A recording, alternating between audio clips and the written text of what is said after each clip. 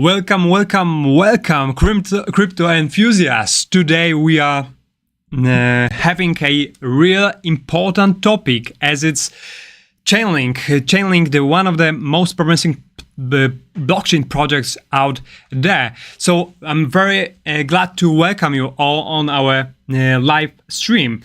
As you have noticed, there is a chat going live, so if you have any questions, just don't hesitate to pop them and I will get back to them as soon as our presentation will end up. So about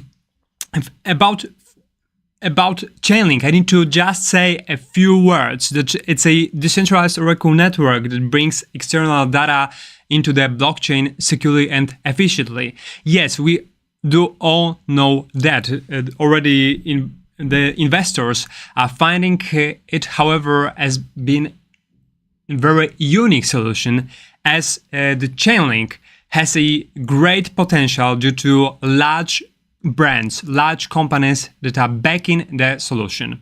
So right now we'll head on to the situation that Chainlink has developed, what is this all about.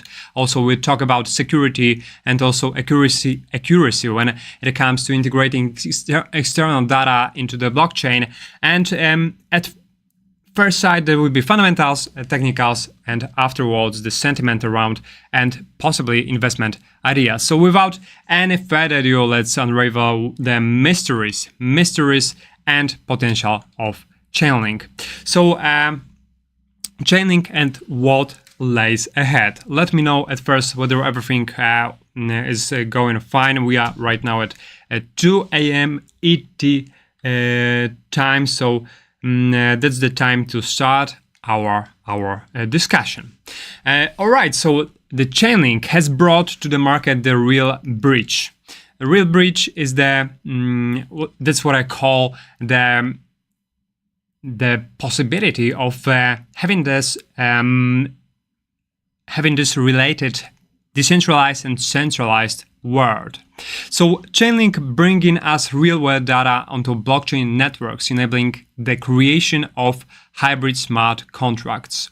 So there is also on the way, what we will discover also along this presentation, there is a proof of reserve being introduced to the ecosystem. So right after the problems with Terra Luna blockchain, there was a real necessity of introduction and the solution that will prove that the funds are actually at the system when somebody is claiming that it's right there. So when it comes to proof of reserve, we need the real justification that the funds are right on the ecosystem, and that's what Chainlink also gives us. Right now, among the great corporations, Chainlink has aimed for such institutions as Salesforce or SAP also. Sorry for my voice. There is a Swift and NYC and Bloomberg that also having usage of it. Anyway, there are many still entities to come over, and the list of them is only increasing. So by and large, Chainlink aims to ensure that the external information and off-chain computations fed to on-chain smart contracts are reliable and tamper-proof. So if we just have a closer look into the whole ecosystem, we will find that that's the one thing that is right now missing in some cases for decentralized world, as we do need a reliance on those entities. We need to make a juncture, the real bridge between the centralized companies that would like to store the data somewhere in the cloud, decentralized cloud that is a blockchain.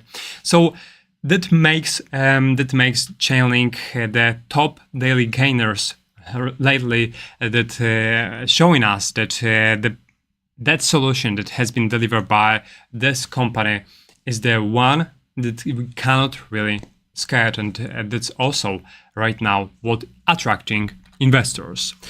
So after implementation of Chainlink solutions, we have founded such protocols as Avalanche, Binance Smart Chain.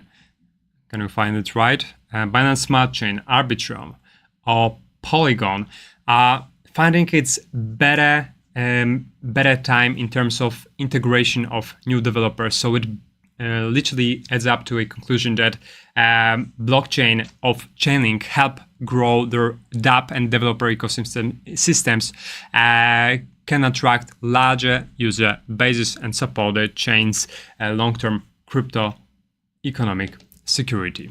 So Chainlink literally helps grow blockchains via deployment of Oracle services, and that's why it makes the ecosystems more robust, also more resilient, and that's why this role of Chainlink is irreplaceable, at least for now.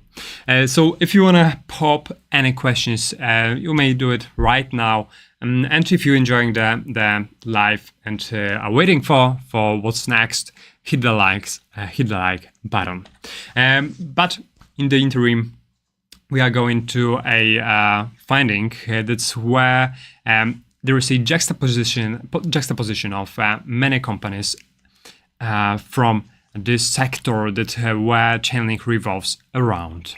And right here you can find there is a banned protocol, UMA, API-free, RLC, and WIN, but any of them has reached right now the market cap of $1 billion.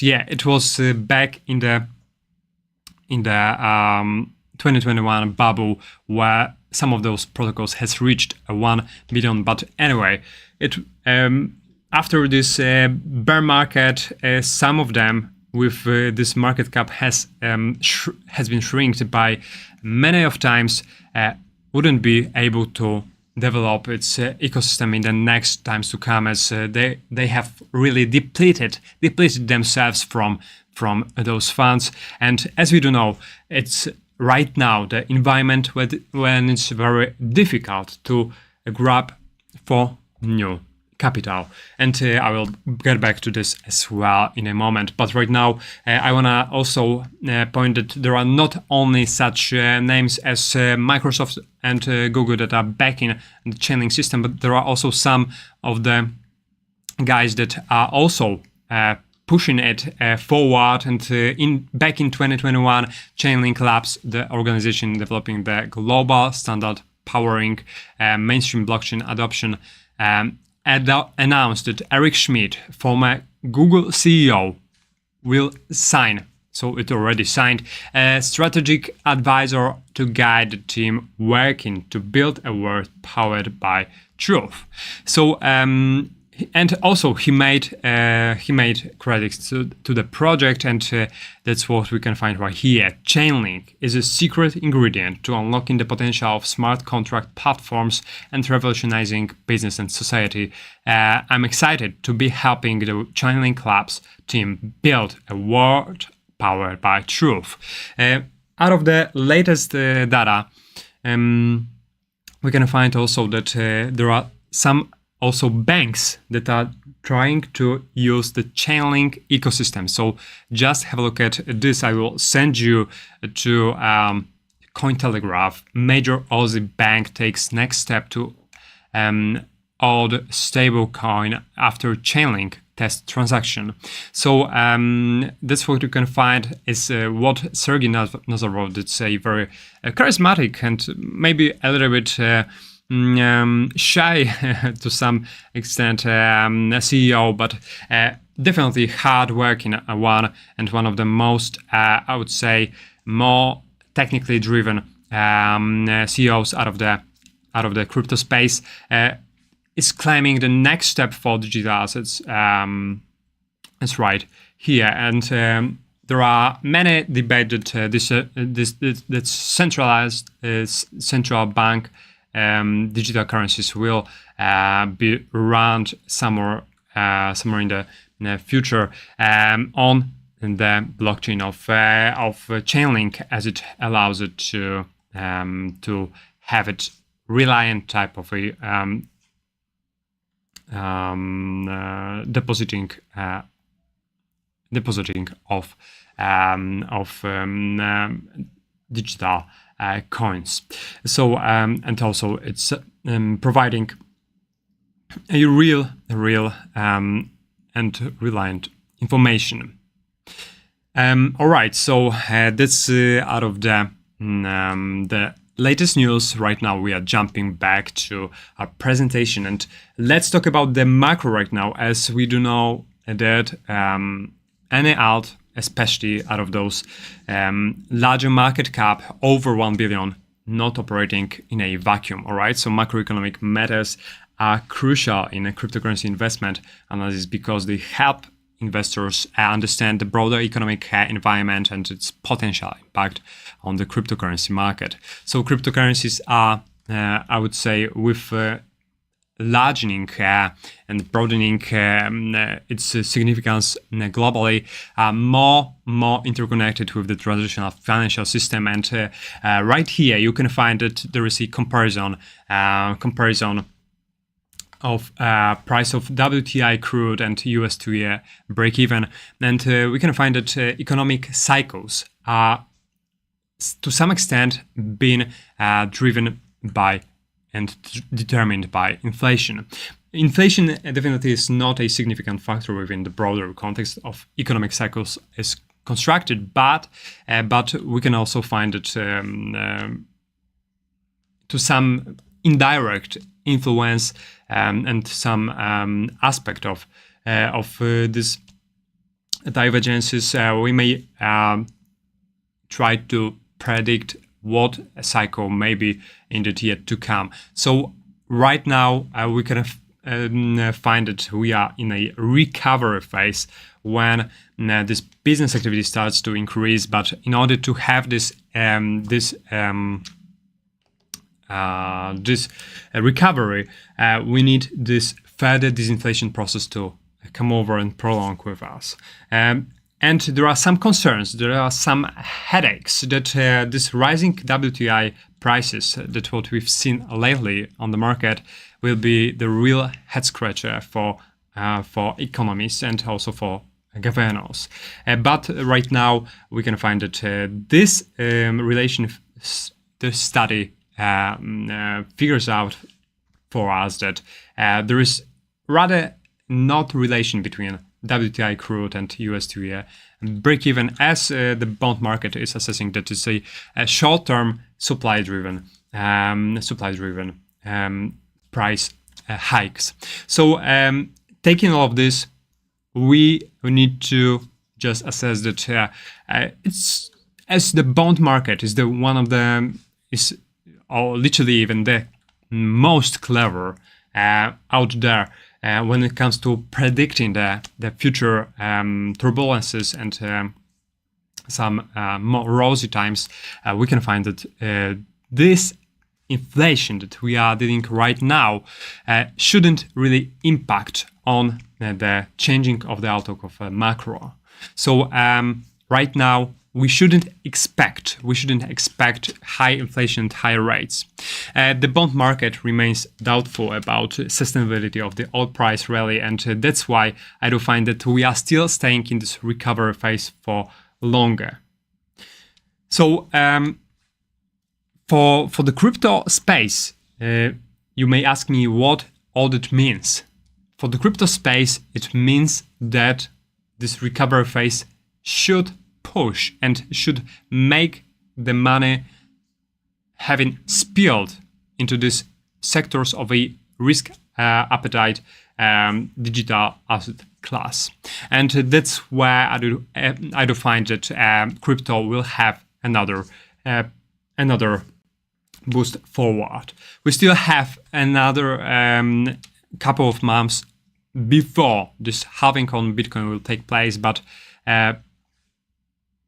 by then, as the next halving will supposedly spark the new bull run, but by then we'll have a possibly some of the relaxation, and also some of the weakening this tightening policy and weakening this very difficult conditions for many of the companies. But if we just make an assumption that rising rates make big companies richer, how Chainlink may go through all of it. So when it comes to Chainlink, it already shown us that it's about to have its great time during the time where the market is in a real plateau. Back in 2019 and 2020, nobody would really bet on Chainlink to reach that high valuation of $50. But right now, we are in the next cycle, and that's where we do find that the longer the project exists, the longer it should stay with us. And that's why I do find that, capital, despite capital in the sector right now is very hard to get, we will have only highest quality projects to attract new capital, and among them there is a Chainlink as it's the leader in an Oracle ecosystem. Right now, let's have a look at the distribution of a token holder, and that's the one of the things that I used to look at very often in order to analyze the ecosystem, whether it's healthy or not, and it's just artificially pushed forward. So the project now provides the ability to expand the data exchange environment based on CCIP cross-chain communication, which becomes available to all developers on 5 testnets, and that's why we do find that smart contracts, those holders with if I may say like that, those holders with this smallest amount of links are on the rise, whereas those a bit larger with 10 to 100 are right now trying to rebound after this first 2 quarters of stagnation. However, when it comes to the larger one, we can find that there is also something positive about it. So the project attracts the investors that are having more than 1K links little by little. It's definitely not that spike, that not skyrocketing spike as it was back in 2020 when we had the greatest rise in the history of Chainlink. But when it comes to structure of token holders, despite maybe not having been very optimistic in this holders of the smaller number of tokens, we can find that those that are holding between 100 and 1,000 and even more supposedly are noting some of the gains.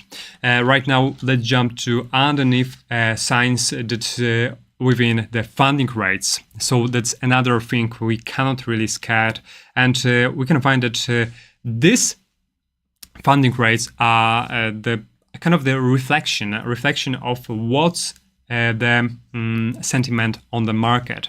So the funding rate is calculated periodically every 8 hours. That's what I pointed and just said 8 hours right here. So it's the longest available data from CoinGlass.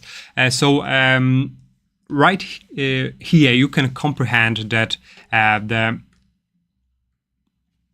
the funding rates are the real benchmark to measure the difference between the contract price, so the future, and the spot market price. So when the crowd is betting for Link to go higher, they are betting for the contract price to rise from here, and that's where the funding is becoming positive. So it means that sellers are earning profits from the buyers, and in reverse. So right now what we can find is this market sentiment shift, switch from positive to negative funding rates and right back over. So it means there is something going on.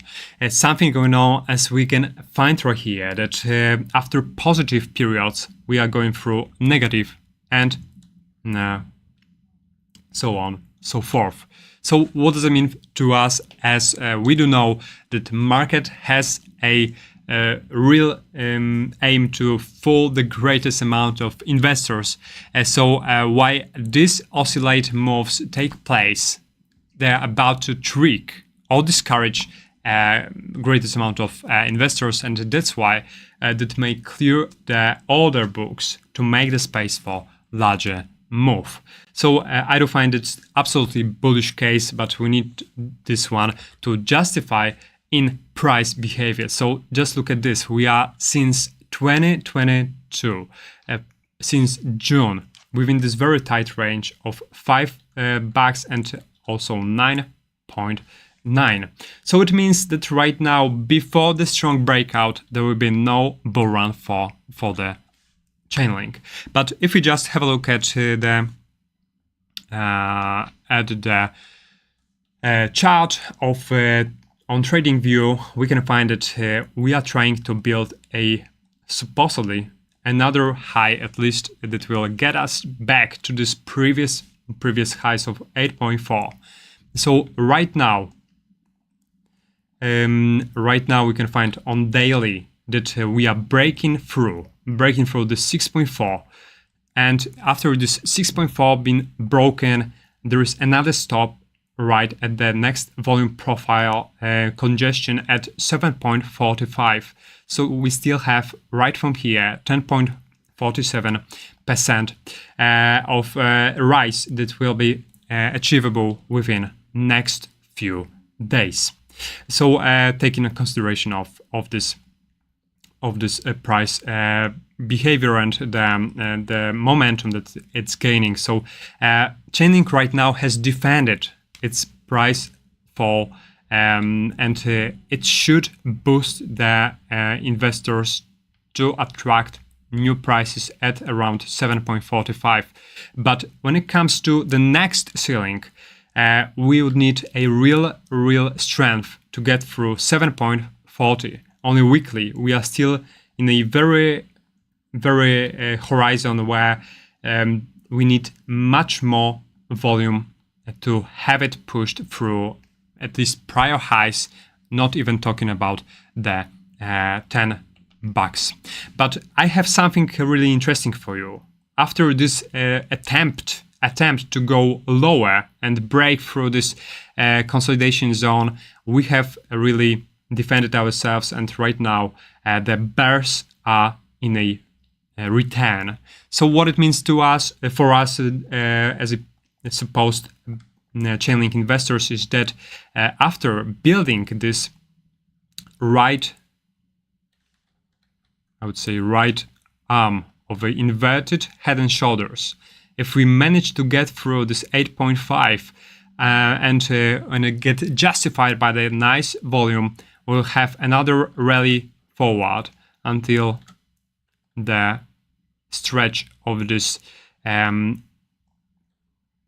length between the neck and the top of the head to $11.5. And if it gets us right there, and if we just get through this this triangle that's right now forming by this line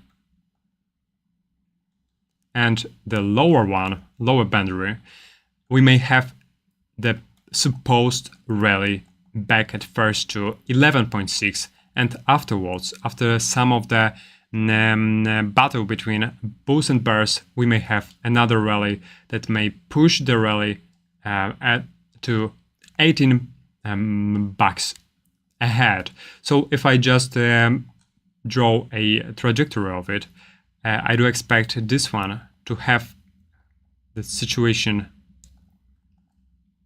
running through two checkpoints at 8.1 and 9.4, and afterwards, after a decisive moment, we may have another, maybe a prolonged moment for Chainlink to before it eventually escape this consolidation pattern. But I do find that after it will get after some of the struggle, we may have another rally to 11 and afterwards $18 ahead. So for now, I would really steer clear from buying Chainlink unless you are a day trader and waiting for for a boost of the price right to this at least $7.3. So you may get this quick profit, but remember about securing and hedging your position by setting stop losses. So for now, when it comes to 15